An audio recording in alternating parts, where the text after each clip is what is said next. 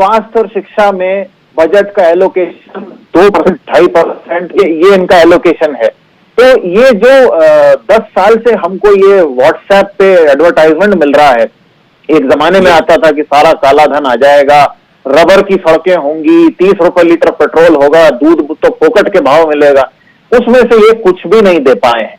अब लोक लुभावन की जो बात हो रही है यहाँ पे, सच ये है कि बजट कोई चुनावी डॉक्यूमेंट नहीं होता। बजट इस देश के खर्चे और आय का विवरण होता है, उसके अनुरूप अगले वर्ष क्या करना है उसका खाका होता है, और वो लोक लुभावन नहीं होता है। उसमें मितव्ययिता को और देश की संप्रभुता, एकता और लोगों के खुद के आय व्यय को देख के बनाया जाता है। तो बजट एक बहुत गंभीर विषय है, उसको इस तरीके से एक तरह की प्रचार सामग्री बना के हवा में उड़ा देना, मैं उससे सहमत नहीं हूं।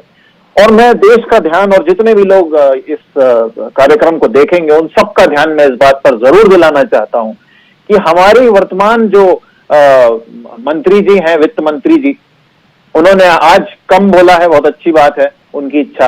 कई बार वो घंटों बोलती हैं, लेकिन उनके एक भी भाषण में संसद में मैंने नहीं देखा जब उन्होंने ठोस विषयों पर बात की हो। आज भी उन्होंने महिलाओं की बात शायद की होगी, लेकिन महिलाओं का जो एनसीआरबी डेटा है या महिलाओं की जरूरतें क्या है उस पर कोई बात नहीं।